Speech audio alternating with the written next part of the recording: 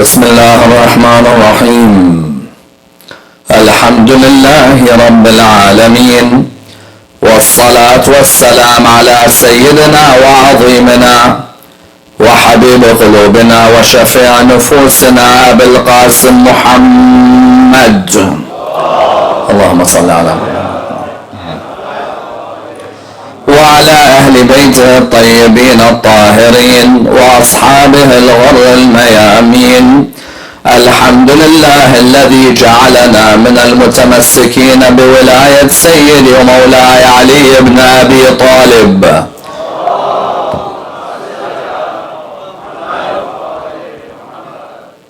الحمد لله الذي هدانا لهذا وما كنا لنهتدي لولا أن هدانا الله. أما بعد، يقول الله في كتابه الكريم: بسم الله الرحمن الرحيم، نون والقلم وما يسطرون. The first of our loudest salawat in honor of Rasulullah Muhammad sallallahu alayhi wa alihi wa sallam.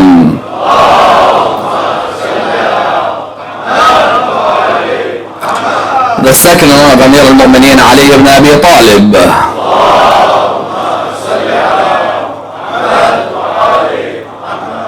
The third with your loudest voices in honor of the Imam of our time, Imam Sahib al-Asr wal-Zaman.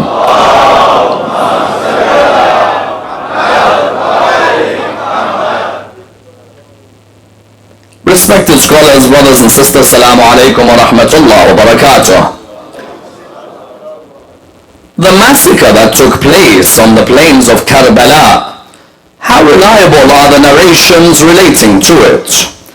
Indeed, many times people ask this question in relation to what took place in terms of the martyrdom of Imam al-Hussein alayhi salam. You find that many ask that how can we take as reliable what exactly took place in Karbala, in Kufa, in Sham, in Karbala and in Medina. Many times people ask this question because they are uncertain, but how can we be so certain about what we narrate on the pulpits, as in not everybody who sits on the pulpits is necessarily a historian.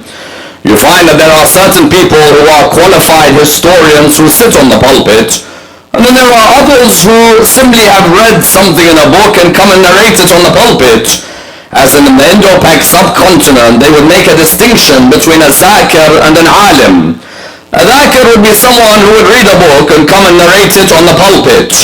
An alim, when it comes to history, is someone who's a researcher, someone who's analyzed history in depth, and not everybody who sits on the minbar is necessarily that. Therefore, you find a number of people asking this question, that how do I know that what took place on the plains of Karbala is as it is narrated on the pulpits? For all you know, there are many exaggerations which are there in the pulpits. There are many distortions, there are many misrepresentations. Indeed, you find that there are certain figures who certain people will give different dates or names or ages to. Because of this, therefore, people always ask that an event that took place 1,400 years ago, how can I be so confident that what is being reconstructed is reliable? Because sometimes on the pulpit you may hear about one particular figure, two different opinions. One particular date, two different opinions. Some, for example, say that Ali al-Akbar was 18 when he died. Others say Ali al-Akbar was 27 when he died. Some say Sukaina and Ruqayya are the same person. Others say Sukaina and Ruqayya are two different daughters of the Imam. Some, for example, will discuss other areas of Karbala. They'll say, for example, the family of Imam al-Hussein came back to Karbala after 40 days. Others say no, they spent a year in prison and then they returned.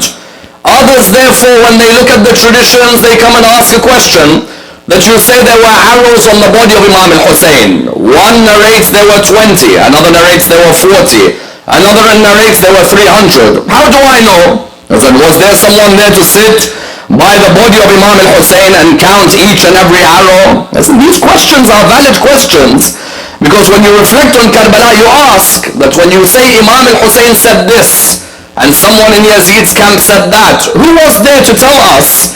I come here in the year 2015, I narrate from the pulpit what took place in Karbala.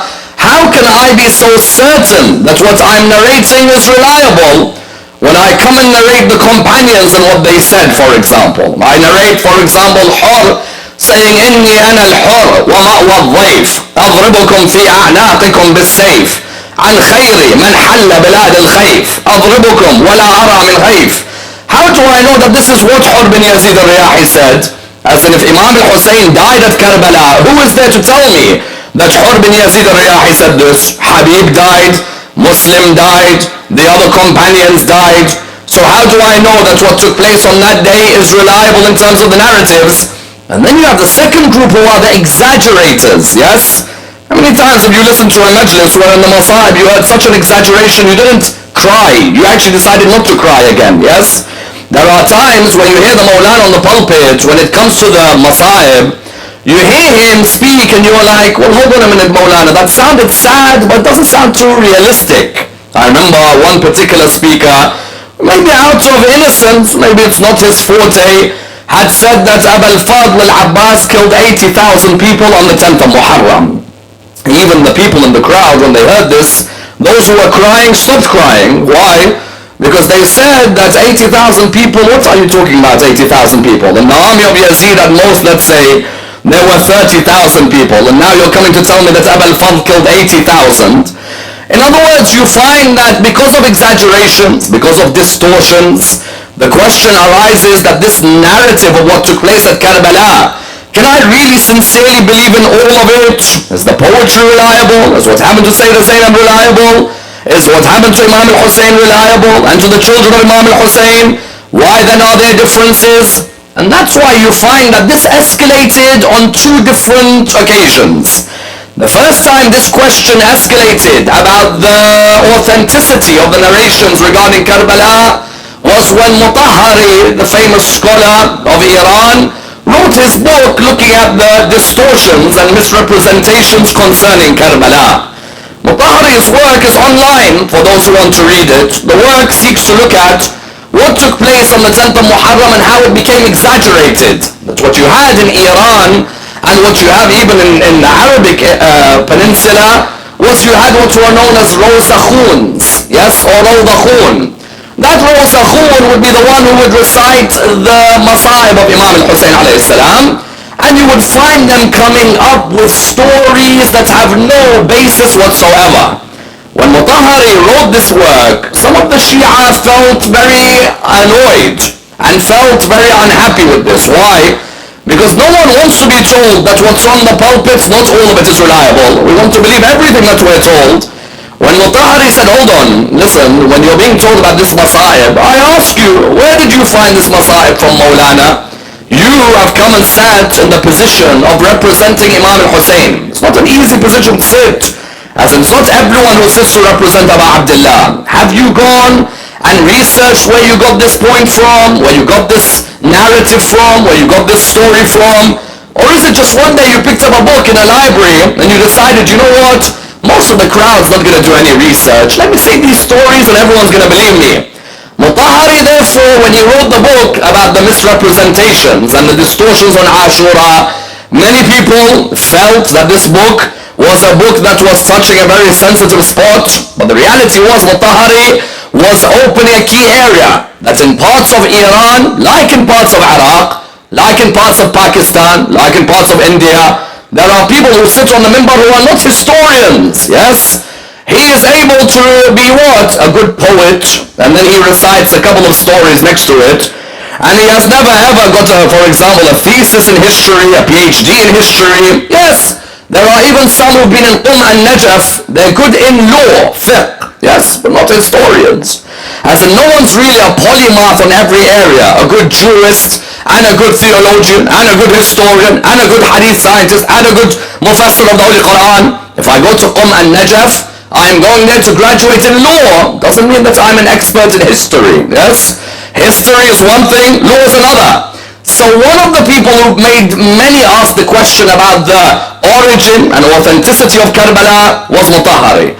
A second was whom? A second was a contemporary scholar from our brothers of Al-Sunnah, Yasir Qadhi. Yes, Yasir Qadhi gave a lecture where he looked at Karbala and began to ask questions about whether the narratives concerning Karbala are all to be taken as reliable or not. And he would use, for example, the works of famous scholars such as Ibn Hajar and Dhahabi and Ibn Kuthair, amongst others, to say that not everything that the Shia narrate on their pulpits is reliable, that there is a lot of distortions and misrepresentations which are there on the pulpit. You therefore find people ask this question sincerely, that this particular genre of literature that looked at the execution of Imam al-Hussein and his companions, known as the Maqatil literature. Yes, the Maqatil literature is what deals with what happened in Karbala. The word Maqtal is literally the place where the person was killed. The Maqatil are that genre of literature that deal with what took place in Karbala. People ask, how do I know the reliability of what is narrated? Yes, and the sadness of all sadnesses is that there are certain great scholars who have given so much to the event of Karbala and its narration that many of the followers of Ahlul Bayt do not know anything about, as in the likes of Al-Asbar bin Nubata, Jabir bin Yazid al-Ju'fi, Abu Mikhnaf, the likes of, for example, Nasr bin Muzahim, the likes of, for example, Al-Waqidi, Baladari, Al-Madaini, amongst others, scholars who had given so much back historically to the event of Karbala many do not know about. Therefore tonight, let us examine what is the authenticity of what's narrated about Karbala, and how did what happened and what took place at Karbala reach us today in the year 2015. And I'd like to examine this in the following stages. What was the status of writing in Arabia, and how did the Holy Prophet, peace be upon him, and his family reform the importance of writing and literature within Arabian circles? Number two, how did Umar ibn al-Khattab's ban on writing have an effect on the writing of Sunni history? And how did writing continue irrespective within the Shia school?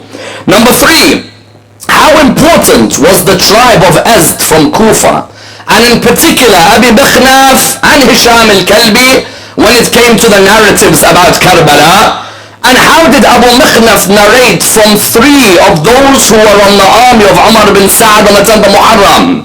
Number four, how important were the wives of the companions of Imam al-Hussein who survived after Karbala to live to tell the tale? Number five, which of the families of the members of the Imam remained alive after Karbala to tell us what took place at Karbala? Number six, did Yazid send any journalists to Karbala? And what was the role of these journalists in Karbala? And why was it important for them to write what took place in Karbala? Number seven, which ziyarah of Imam al-Hussein in itself tells us what happened to Imam al-Hussein and can be used as evidence of what took place? Number eight, how can poetry be used to tell us about what took place in Karbala, especially the likes of Da'bal bin Ali al-Khuza'i in the presence of the Imams? Number nine, how did Mukhtar allow us to know what took place at Karbala? And number 10, how important was Zayn al-Abidin in allowing us to understand what took place on the 10th of Muharram? Let me examine this in order that we're able to understand how we got what we got in relation to the events of the 10th of Muharram. In Arabia, you were lucky to find anyone who could read or write. Yes, you were lucky if you found 17 people in Arabia who were able to read or write. That's why those who accuse the Holy Prophet, peace be upon him, and his family of writing the Quran, it's absolutely impossible. Baladari mentions the names of 17 who were able to read or write within Arabian circles. The Arabs used to transmit their history or their literature orally, not through writing. Yes? They'd sit together and there would be someone who'd come and he'd orally narrate the history of the Jewish community, the history of the past prophets, the history even of the Persians. I remember Nadar ibn al-Harith would go towards Persia to buy books about Rustam. Yes? He'd come back towards Arabia and he'd sit with the people. When he'd sit with the people, he would narrate to them what was the history of the Persians. Why? Because the people enjoyed that form of oral transmission. If there was a few who maybe were able to read and write, the majority of the Arabs were not able to read or write. This person, Nadar ibn al-Harith, would come, he'd sit with them, and he began to narrate to them the history of the Persians. Of course, this type of narrative has no benefit or no harm to the community. Surah 31 verse 6 to 7 was revealed about him. وَمِنَ النَّاسِ مَنْ يَشْتَرِي لَهْوَ الْحَدِيثِ لِيُضِلَّ عَنْ سَبِيلِ اللَّهِ. Yes? There are those who go out to purchase. What do they purchase? There are those who go out to purchase this literature. They take people away from the path of Allah subhanahu wa ta'ala. These people, the Arabs, what would they do amongst themselves? They'd orally transmit their history. There wouldn't be any books that would be compiled. Even I remember Suwaid ibn Samit. Suwaid ibn Samit was Jewish. He used to narrate the history of the past prophets. The people would come, they'd sit around him. People would enjoy, they want to learn. But it wasn't like there was a book that was there. You see, when we say the Holy Prophet was an Ummi, we don't mean, in some cases, we don't mean that the Holy Prophet didn't know how to read or write. It meant that he was only taught by Allah how to read or write, yes? Otherwise, if he had learned how to read or write within the community, someone would have accused him or his teacher of being the author of the Quran. The Arabs, therefore, in their time, there was no writing. The main transmission was orally. And that's why the Holy Prophets wanted to build a community where the basis of that community was literature, reading and writing, yes? Because a community which is illiterate is a dead community. A community which doesn't value the importance of reading, doesn't value the importance of writing, that community is not an Islamic community. I remember when you look within the Holy Quran, the first surah to be revealed to the Holy Prophet was what? Iqra, read. The second was what? Qalam, the pen. Why the first surah read and the second surah the pen? It's because Allah subhanahu wa ta'ala wanted to reform the Arabs from oral transmission now towards writing. Now try and now be amongst those who write, because writing preserves history. It preserves legacies. You find therefore that the Holy Prophet, when he found that opportunity, he wanted to reform. That's why at the end of the Battle of Badr, when he caught the prisoners, when the prisoners were caught, how were they ransomed? That if you teach the Muslims how to read or write, you're going to be ransomed. Why, Ya Rasulullah? Because some of these companions were saying, hold on, we've caught these prisoners. Any other barbaric leader would have said, kill them. They're our enemies. The Holy Prophet turned around and he said, no, if they teach us how to read or write, then you release them. And further than that, the Quran had to be written. So you therefore had another avenue in which literature was going to rise. Because now, the Holy Prophet, when he narrates an ayah of the Quran, as soon as he narrates this ayah of the Quran, the companions would sit near him. Imam Ali ibn Abi Talib would sit next to the Prophet. He would write down whatever verses come down. Zayd would sit next to him and write down whatever verses come down. Abdullah bin Mas'ud would sit, whatever verses come down, they would write. Suddenly now, a community that only relied on oral transmission for its heritage was now a community that was literate. Now a community where they even had their own sahifas. Imam Ali ibn Abi Talib had a sahifa. This sahifa was a document where he would write the laws of the religion of Islam. Yes, whatever Rasulullah would give us a law, Imam would sit down and write. Others such as Abdullah bin Amr ibn al-As would sit down and write. Others of the companions would come. This community, suddenly Rasulullah transformed it. He wanted to make sure that this community doesn't fall in the trap of neglecting the pen, yes? Or neglecting reading. I'm surprised that there are Muslims in the world today have never read one book relating to Ahlul Bayt alayhi salam, yes? Or if you ask them in the last year, have you read any books related to your imams? Many turn around and say, you know, it's really busy, I don't have time. What do you mean you don't have time? You even have now pads which read for you. Subhanallah. Yes? Now you're allowed to buy a pad. That pad will read for you. Don't count yourself as a follower of Ahlul Bayt when you're not literate. Yes? When you're literate, that's a true follower of Al Muhammad. Because Al Muhammad stressed on literature. The Holy Prophet stressed, write. He would tell the companions to write. And he wanted this to continue after he died. Please focus on this delicate point. After he died, he wanted this to continue. He wanted the community to make sure that they preserve their history by writing it. But after he died, you found that the community, instead of writing their history, Umar ibn al-Khattab decided to put a ban on the writing of hadith. Yes? You see, if you ask any of our brothers in Ahl Sunnah, when's your first book of history that's available for us today? Yes? You'll find that some of them may turn around and say, well, there are sahifas from the time of the companions. You reply by saying, hold on, realistically, when is the first book of literature you have in terms of law or theology or history? Many will reply, Malik bin Anas's Muwatta. The Muwatta was written over 100 years after Rasulullah died. Sahih al-Bukhari, Sahih Muslim, Tirmidhi, Nasa'i, Abu Dawood, Ibn Majah were written over 200 years after Rasulullah died. Why not in the first 100 years? Yes? Some turned around and said, but because in the time of the Prophet, people used to transmit orally, so that's why they weren't writing. No, that's not the reason. The reason is Umar ibn al-Khattab banned writing. Yes? Umar ibn al-Khattab banned writing. He said there's no writing to be done. And anyone who was found to be writing was to be punished, was to be beaten, was to be whipped. There was no compilation of any books whatsoever.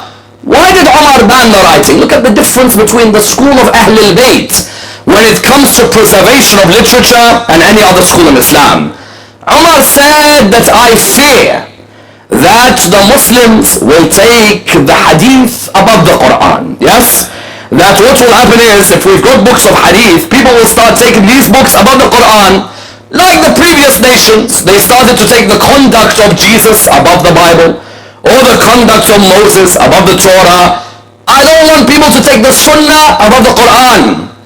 I find it interesting that that's your conclusion, because if you're a Muslim, you recognize that there is nothing comparable to the Quran, correct? Even if there is a genre of literature called hadith, what's the problem of having hadith? Hadith, he said, I'm scared that people will confuse the hadith and the Quran. But the hadith, it can no way come near the Quran, because if you're a Muslim, you believe no words can come near the words of Allah subhanahu wa ta'ala, yes? Therefore, when Umar banned, why did he ban? One of the main reasons that he banned the writing of hadith was because of what? Was because every time you make a decision, there's a hadith which says your decision is different to Rasulullah, yes? You see, this is a vital point. If there are books of hadith, every time I say something, that book says something else. Every time I say this is an innovation, but the book says Rasulullah said something else. Therefore, what happened was, in the world of Ahl Sunnah, hadith writing was banned. Would you believe until Umar bin Abdul Aziz? Yes? Umar bin Abdul Aziz, he was the one who decided that books of hadith have to be written. Why? Otherwise we're going to lose our history, correct? As in, if you don't have books of hadith, what's going to happen to you? Your history is going to go.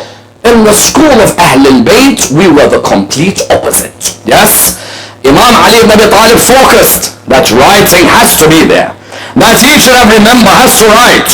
And if you look, subhanallah, at our history, from the beginning when Rasulullah died, until the end of the period of the Imams, you find there were always books written. You look at Imam Ali ibn Abi Talib, you have, for example, Kitab Ali of Imam Ali, you have Kitab al-Sunan wal-Ahkam wal-Qadaya of Imam Ali ibn Abi Talib, which Abu Rafi' and Ubaidullah bin Abu Rafi', the son, narrate. You have, for example, Masail, yes, of Ali bin Ja'far. Imam al-Sadiq's son Ali used to ask his brother Musa al-Kadhim questions and he would give him the answer. You have, for example, Tafsir of Imam al-Baqir alayhi salam. Ahl al-Bayt from the very beginning, they had focused that their heritage must be preserved. Someone says, but why don't we have many of these books? Yes? As in, if the heritage was preserved, it would help us in many cases. Yes, we don't have many of them. Sometimes because of oppression against the followers of Ahl al-Bayt. You know, Shaykh al-Tusi had a great library which they burnt, which had the books of the Imams of Al-Muhammad. But subhanallah, parts of those pieces of literature remain. Alhamdulillah, Sahifat al-Jadiyah is with us, Dua Kumail is with us, other works of the Imams are with us, and parts of those other pieces of literature, they remain. Shaykh al-Kulayni will narrate from parts of them, Shaykh al-Saduq will narrate from parts of them, Shaykh al-Tusi will narrate from parts of them. But the main point was that Shia families, those who were loyal to Ahl al-Bayt, there was a general consensus amongst them to preserve the history. Of them, one particular family. Please note this point.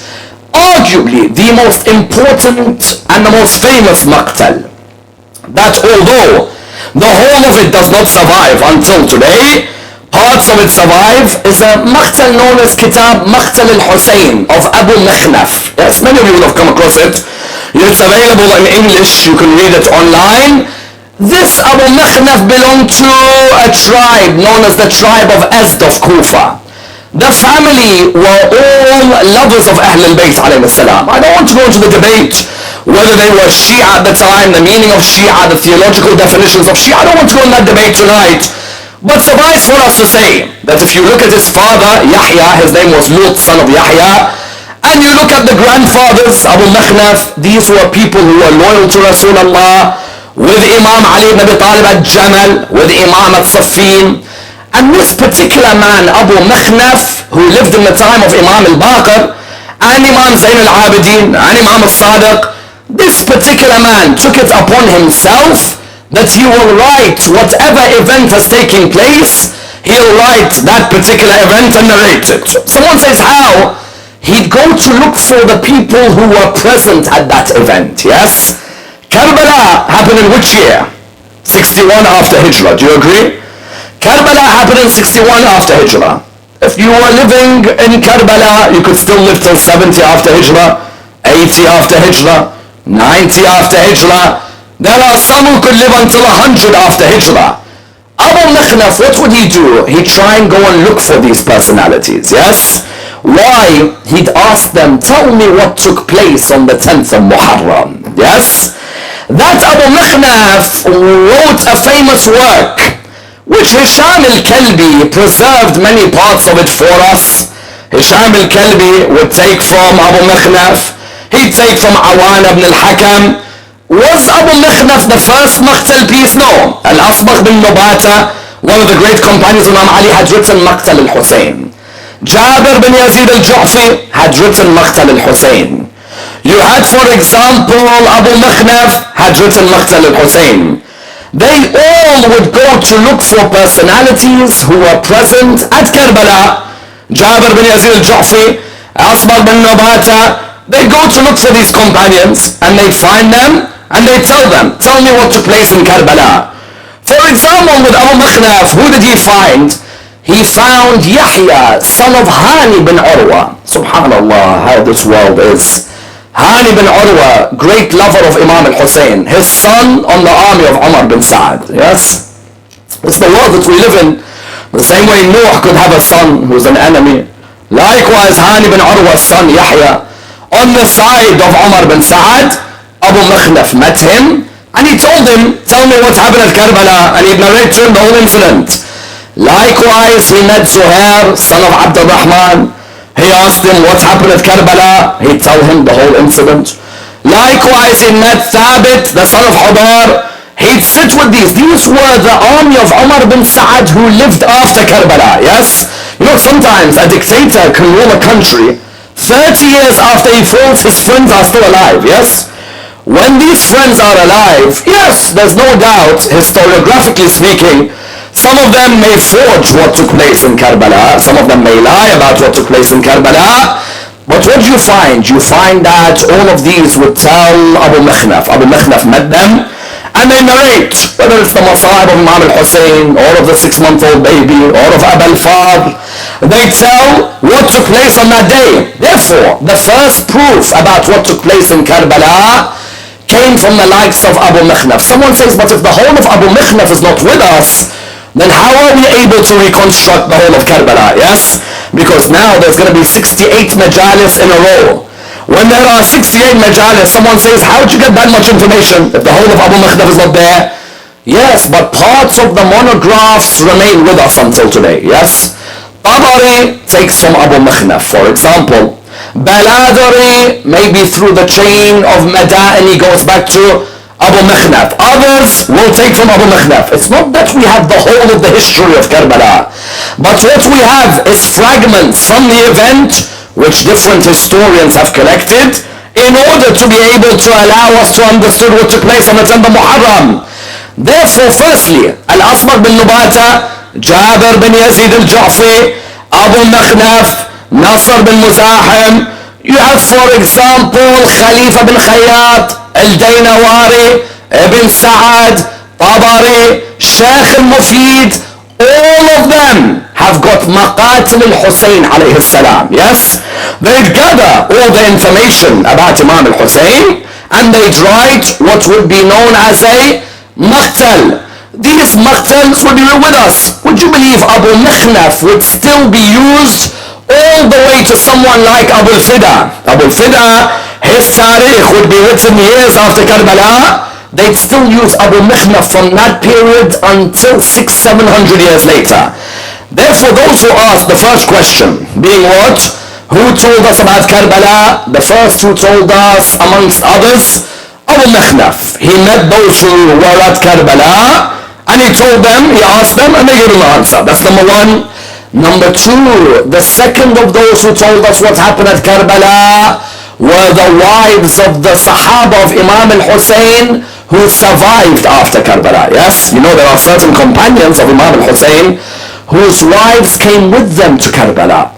These wives who came with them, they saw in front of them their husbands die. But then they became prisoners with Sayyida Zainab. When they became prisoners with Sayyida Zainab, they would go later on and tell everybody what they saw in Karbala. In particular, one wife, Daylam, the wife of Zuhair ibn al-Qayn. Yes? Zuhair ibn al-Qayn had a wife by the name of Daylam. Daylam survived Karbala. When people would come and sit with her, they'd say to her, Daylam, what took place on the 10th of Muharram? She'd narrate. I would never forget, she narrated that on the night of the 11th of Muharram, she says we were all together there on the night of the 11th, Sayyida Zainab one way, Kulthum another, the children sleeping, yes, and there were bodies lying everywhere. She narrates, she says that I thought to myself, my husband Zuhair, his body is on the ground in Karbala, and there is no kafan on his body. Yes? This is one of the ladies who tells us about Karbala, because when you hear this masa'ib, someone might tell me, where did you get these masa'ibs from? Yes? The wife of Zuhair, she survived. She said that, I saw my husband's body on the ground, so I came to my servant. I said to her, oh servant, come near me. Here's a piece of cloth. Go cover my husband's body. Yes? No one likes to see their loved one with no kafan on their body. Says that my servant came back a few moments later, and I looked at her, I said, did you cover my husband's body? She said, no. Said, why? Said, as I was about to cover his body, I saw the holy body of Abu Abdullah on the ground. Yes. This is a famous musibah. She said, I saw the holy body of Abu Abdullah. I thought to myself, how can I cover Zuhair's body? And the son of Rasulullah has no cover on his. Yes. It's a wonderful, wonderful line. That narration, that musibah is from where? That's from Daylam, the wife of Zuhair ibn al-Qayn. Because Yazid didn't kill Daylam, he didn't kill Sayyida Zainab after Karbala in Sham, he didn't kill up. So you found that the second area where we will get our knowledge about Karbala would be the wives of the companions, number two. Number three, were there family members of Imam al-Hussein who survived Karbala? Yes. For example, Imam al-Hassan had 7 sons on the 10th of Muharram. Yes. 6 of them were killed. 1 of them survived, Hassan al-Muthanna. Yes. Hassan al-Muthanna was injured in the battle. After Karbala, because he was injured and completely out of it, he was not able to be talking and he wasn't able to move around. Yazid's soldiers left him alone. They thought, this young man, what threat is he going to be to any of us? They let him live after Karbala. After Karbala, narrations mention that he married Fatima al-Sughra. Yes, the daughter of Imam al-Hussein, who was left behind. He married her. Now this Hassan al-Muthanna was at Karbala. He survived after Karbala or no? He survived, and those who would come and ask him, he would narrate to them that this is what took place in Karbala, this is what happened, this is what we heard, this is what was said. Because sometimes someone might say, how do I know this is what Hussein said to Abbas? How do I know that this is what the horse did next to Imam al-Hussein? How do I know that this is what Sukaina said to the Imam? Yes? The third proof is what? Is that there were family members of Imam al-Hussein. Hassan al-Muthanna was a young boy, but he grew up. Wherever people would ask him about Karbala, he would say, this is what took place in the morning. Hur bin Yazid al-Riyah, he changed. He came towards us.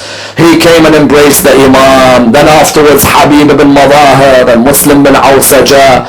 And when Muslim was on the ground, he told Habib, look after that stranger in Karbala. Don't let him be alone. And Imam al-Hussein, when he went out, he thought about his companions. All of these that we have, Hassan al-Muthanna survived after Karbala.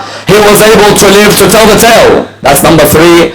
Number 4, did Yazid have any journalists at Karbala? This is an important point. Please understand this point.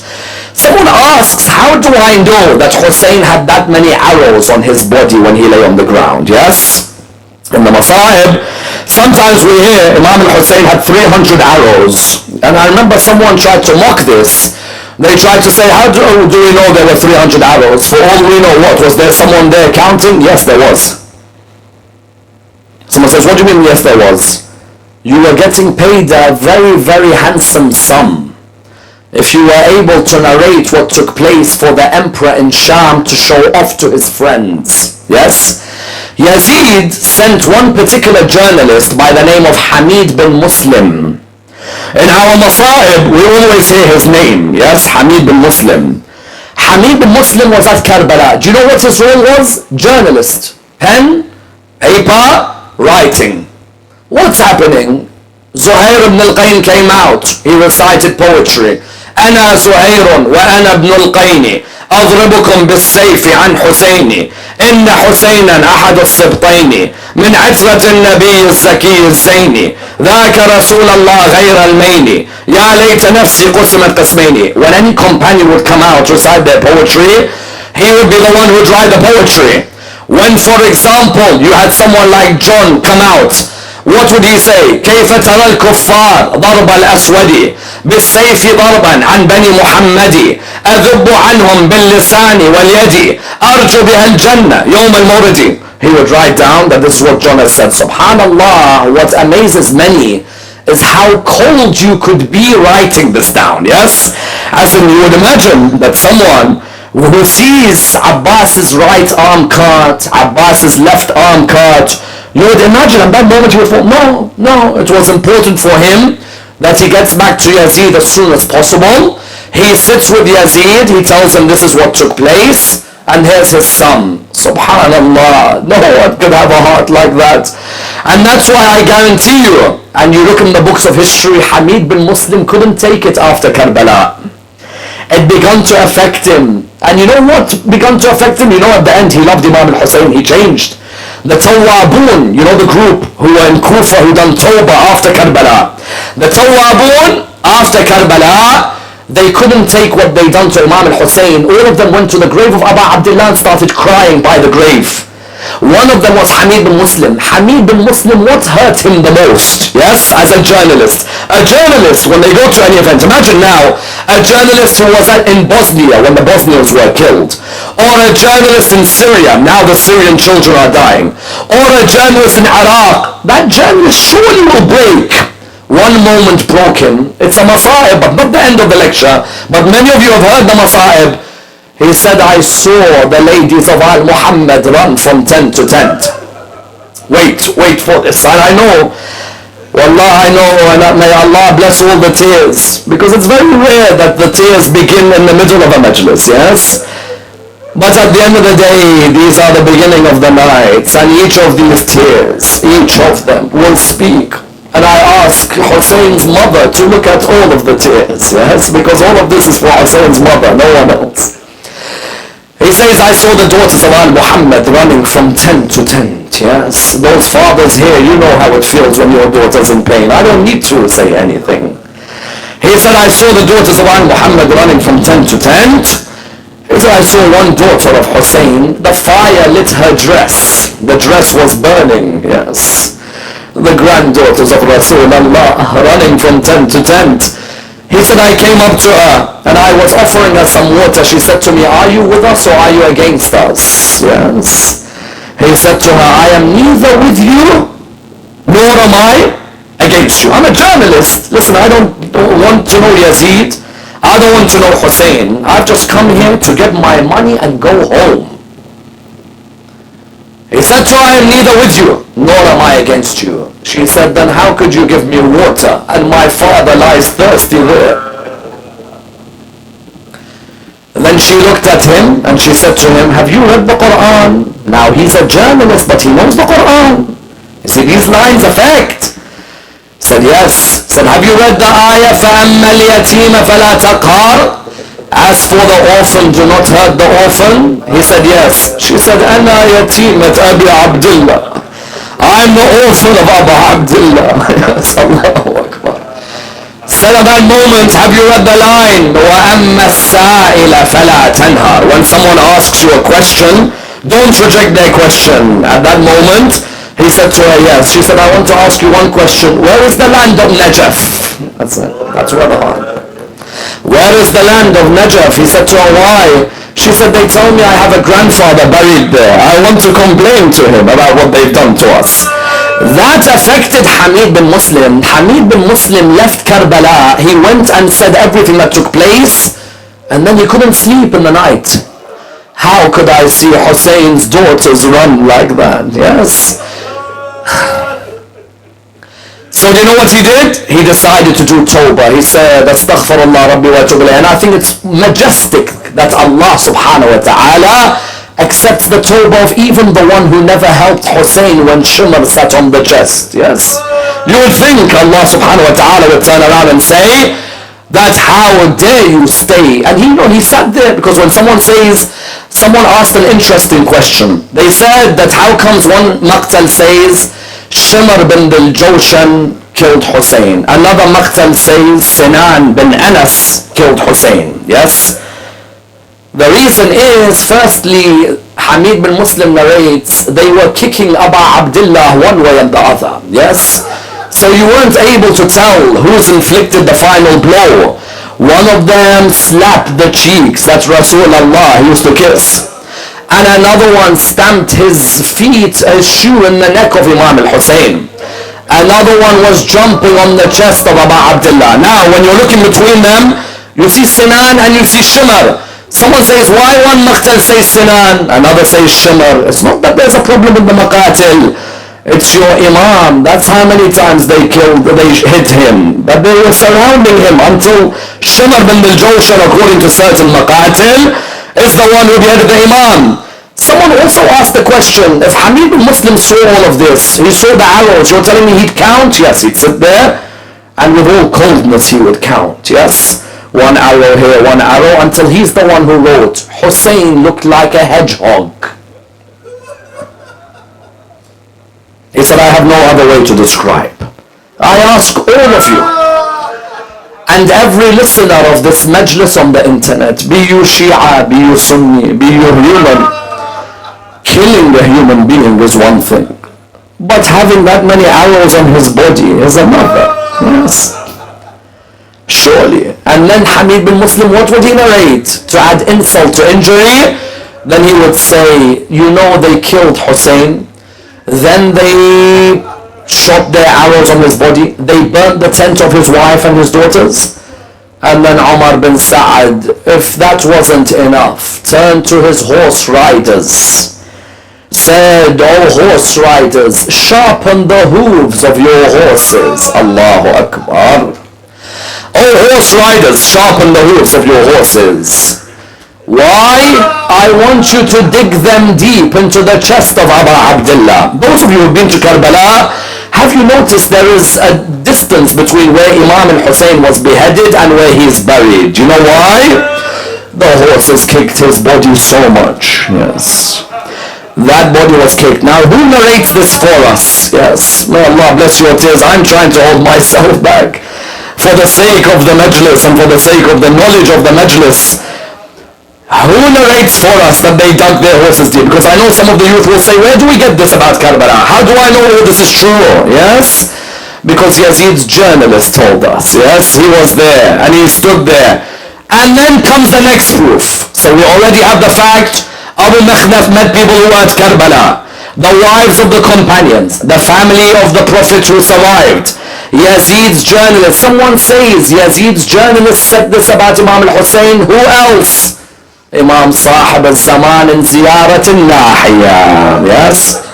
Ziyarat al-Nahiya is different to other ziyaras. Ziyarat Ashura, Ziyarat Warith, they tell you to dissociate from the enemies of Ahlul Bayt and to show love for the Ahlul Bayt.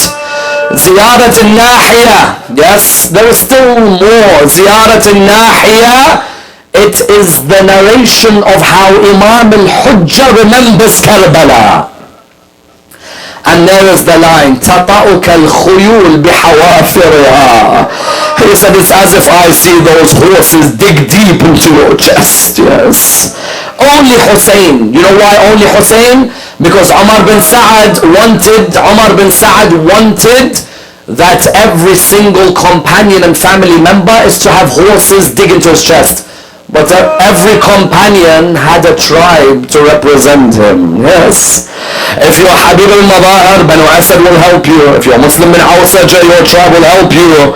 Even Ali al-Akbar is the cousin. His mom is Yazid's first cousin. They will help.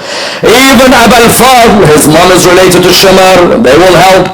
Only one man lay on the ground in Karbala. His mother or his father. No one to represent. That's why in Ziyarat Nahiya, Imam al-Hujjah says, what? تَطَأُكَ الْخُيُولْ بِحَوَافِرِهَا. The horses dug their hooves deep into your chest. That Ziyarat Nahiya, he then goes on to say, and the woman let out their hair when they saw your horse come back to the tent. Yes? All of these, where are they? Tonight I want all of you, every listener in the world who listens to this lecture, to go online. Go and read Imam al-Hujjah when he talks about Imam al-Hussein. Yes? For all the lovers of Imam al-Hujjah in this room, Ziyarat al-Nahiya, it is the narration of what took place in Karbala. That's another proof which reached us. Another proof is what? Another of the proofs that we have is poetry. What do I mean? You have the Imams would say to their poets, recite Masa'ib al-Hussein for me, yes? In this month of Muharram, there would be a change in the face of Imam al-Rada alayhi salam, yes? And you would find that Imam al-Rada alayhi salam, he would sit, Da'bal bin Ali al-Khuzai would be next to him, and he'd say to him, Da'bal, recite for me what took place in Karbala. If Da'bal recites and it is authentic, the Imam will only cry, yes? If there is something unauthentic, the Imam will correct them and say, for example, that this is something not reliable or something not acceptable. Yes, there is tasamuh in Adillat al-Sunan and the Usuli principles that someone says, well, there is permission to maybe narrate a bit more than what is said because it is not something related to, for example, that which is obligatory. But Imam al-Rada alayhi salam would sit down, he'd tell Da'bal, recite for me Masa'ib al-Hussein. If Da'bal recites and the Imam doesn't interfere, that means what he's reciting is exactly what happened in Karbala, yes? So you found that Da'bal would say to him, you want me to recite? He said, yes. He says to him, أَفَاطِمُ لَوْ خِلْتِ الْحُسَيْنِ مُجَدَّلًا وَقَدْ مَاتَ عَطْشَانًا بِشَطِّ فُرَاتٍ إِذًا لَلَطَمْتِ الْخَدْ أَفَاطِمَ عِنْدَهُ. Yes? Please understand this. He says, oh Fatima, if you saw Hussein lying on the ground, yes, he was thirsty by the Furat. You would have slapped yourself, oh Fatima, had you seen him, yes? At that moment, they told him, stop the Masa'ib. He said, why? They said, Imam al-Rada fainted. Allahu Akbar. Allahu Akbar. Look what Masa'ib does to Imam al-Rada. May Allah bless all of you. Remember the man who is ghareeb in Mashhad. Those who haven't been to Mashhad, those who have, this will be easy for you to remember. Imam al-Rada, they said to him, he's fainted. At that moment when the Imam came around again, he said, Da'bal, continue the poem. Da'bal began, أَفَاطِمُ لَوْ خِلْتِ الْحُسَيْنِ مُجَدَّلًا وَقَدْ مَاتَ عَطْشَانًا بِشَطِّ فُرَاتٍ إِذًا لَلَطَمْتِ الْخَدَ فَاطِمَ عِنْدَهُ. They said, stop. He said, why? He said, the Imam fainted again. I'm coming to a fundamental line. Yes, I'm coming to a fundamental line. Again, he said, Da'bal, recite one more time. He continued. When he finished the Masa'ib, he said to him at that moment, he said, Imam, why did you faint when I said, Fatima, you would have slapped yourself had you seen the condition of Hussein? Yes? At that moment, Imam looked at him, he said, because, oh, Da'bal, when you recited that line, that, oh, Fatima, you would have slapped yourself, I saw Zahra in front of me. Allahu Akbar. The ladies in the other hall, Fatima may be sitting next to you, because wherever is the masa'ib of her son, she is there, yes? This is a principle when it comes to Majalis al-Hussein. Majalis al-Hussein are not about the speaker. They are about sitting for Zahra's son, yes? Not about who recites. It's about being in Zahra's presence. He said to him, you know what the poet replied back? How does Fatima slap her cheek already slapped? Allahu Akbar. Because they slapped you behind the door. So isn't that cheek already bruised from that day?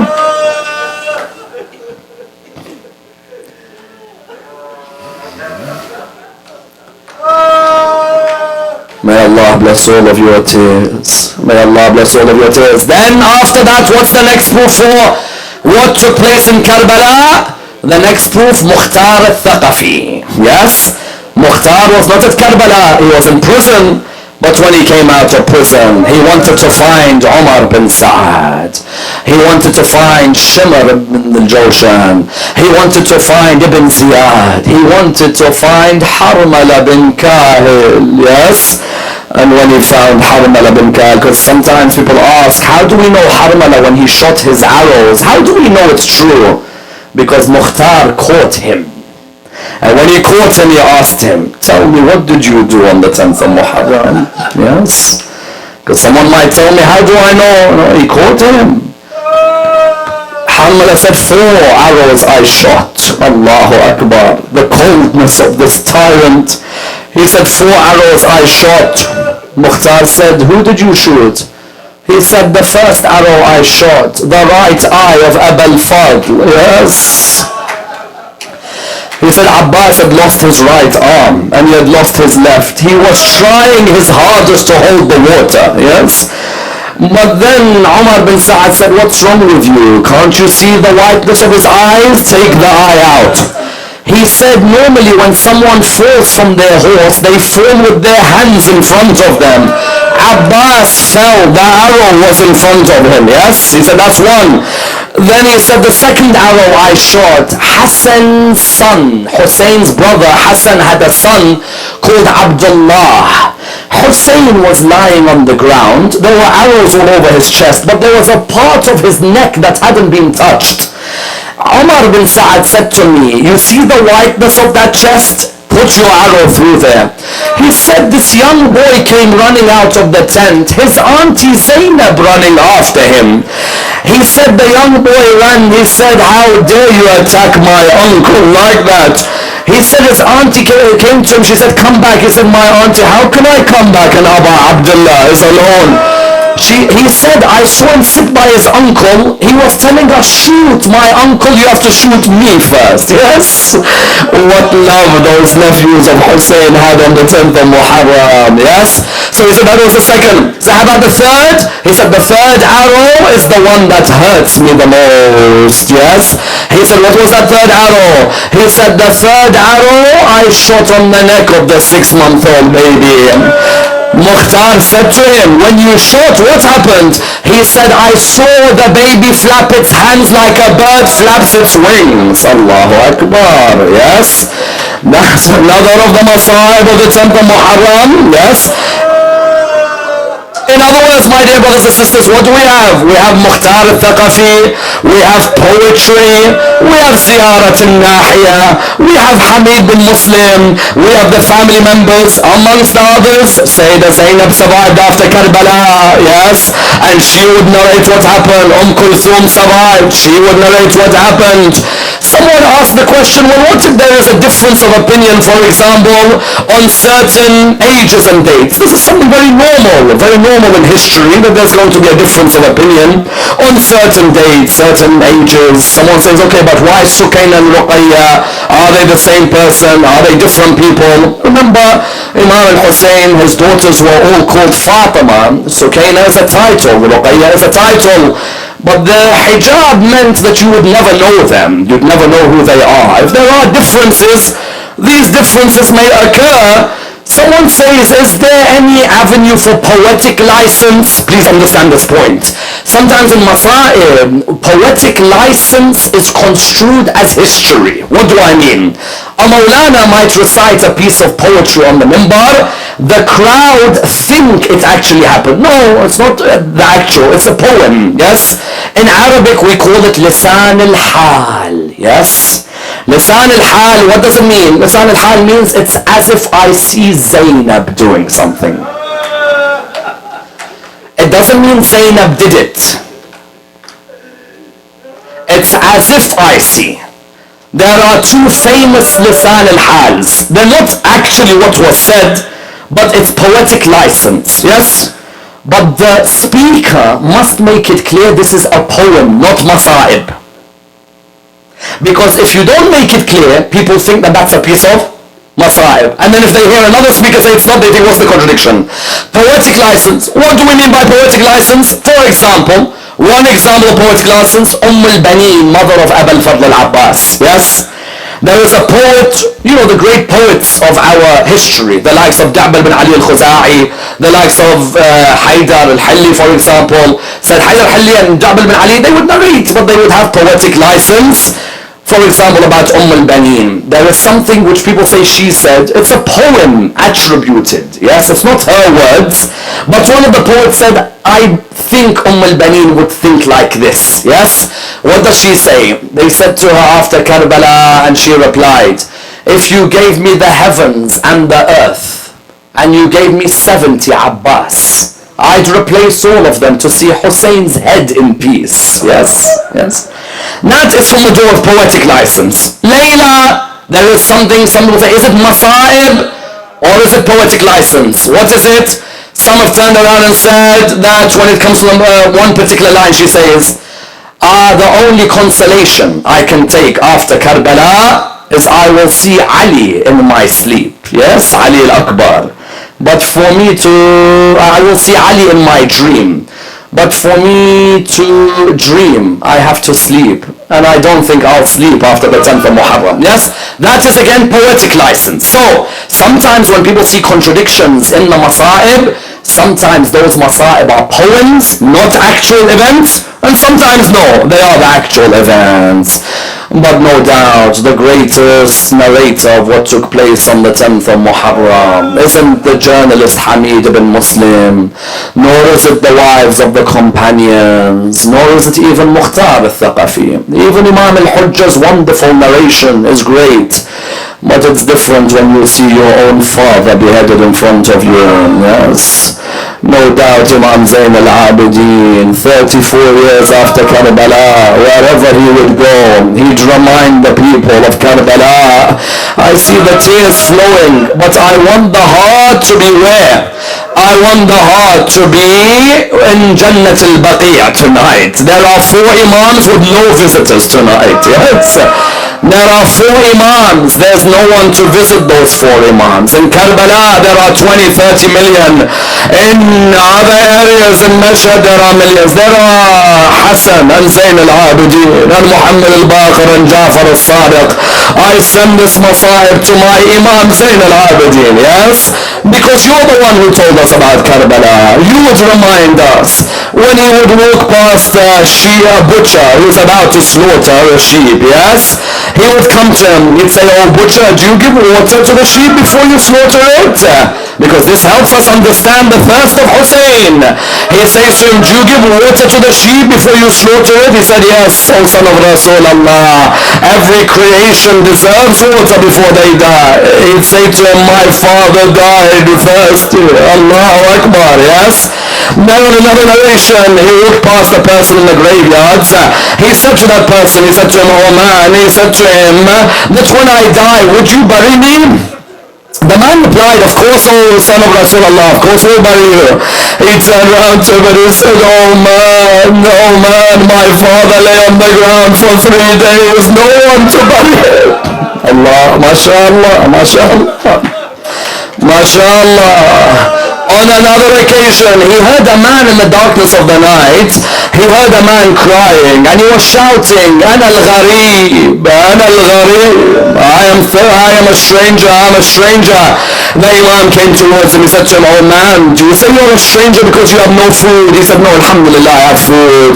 He said to him, "Oh man, do you say you're a stranger because you had no water?" He said, "No, alhamdulillah, I have water." He said, "Oh man, do you say you're a stranger because you have no family to look after you or to bury you?" He said, "No, I do." He said, "Then never call yourself a stranger. Only one man was a stranger. Yes, only Abu Abdullah. That is a gharib." And that's why you find that many people ask me the question, shimmer on the chest of Hussein. Who told us about this? Yes? Who is the one who made it clear? And the reply is Zayn al-Abidin, Hamid ibn Muslim, others. But for Imam Zayn al-Abidin, it was more difficult, yes, because he couldn't help his father. And who narrates this for us? There was also another narrator. Imam al-Baqir was in Karbala, and Imam al-Baqir was 3 years old in Karbala. And Imam al-Baqir told us what happened in Karbala, and he also told us what his father said. And Imam al-Baqir narrates, he says, "My father in his final moments, the poison had surrounded his body." Yes, in Medina, Zayn al-Abidin, the poison had been all over his body. He said, "When I saw my father and the poison all over his body, I saw that he was in intense pain, so I came and I hugged the chest of my father." Isn't that what you would do? When your father is in pain, wouldn't you come to hug his chest? He said, "The moment I hugged his chest, he began to cry in a way I've never seen him cry." Allahu Akbar. He said, "I've never seen him cry in this way before." So I said to him, "My father, why do you cry? In a moment you'll see Rasulullah. In a moment you'll see Fatima al-Zahra. In a moment you'll see Ali ibn Abi Talib. In a moment you'll see Imam al-Hassan. And in a moment you'll see Imam al-Hussein. My father, why is it that you cry when I am on your chest?" Listen to the reply. "Oh my son Muhammad, I cry when you're on my chest, because when I am dying, you are on my chest. Whereas you know sat on the chest of my father Abu Abdullah when he lay in the ground of the 10th of Muharram. Do you know who sat on the chest of my father Abu Abdullah, and who took the neck of my father away from his holy body?"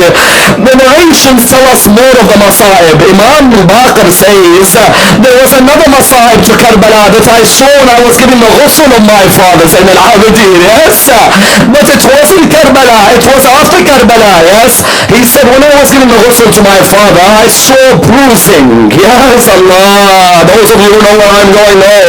He said, "I saw bruising on the neck and bruising on the back." He said, "The bruising on the back I knew was the food he used to carry in the middle of the night to the poor. But the bruising of the neck I never knew 34 years after Sham. The bruising of the chains of Yazid ibn Muharram was still on the neck of my father, Zayn al-Abidin." Inna lillahi wa inna ilayhi raji'un. We pray to Allah subhanahu wa ta'ala to raise us with Muhammad and al-Muhammad. Ya Allah, honor those who preserve the heritage of Muhammad and al-Muhammad. Ya Allah, bless Al-Asbagh bin Nubata. Ya Allah, bless Jabir bin Yazid al-Ja'fi. Ya Allah, bless Abi Makhnaf and all those who sought to preserve the love of al-Muhammad alayhim as-salam. Ya Allah, raise them with Muhammad and al-Muhammad. We pray to Allah subhanahu wa ta'ala Surah Al-Fatiha, but before it, the loudest of your salawat.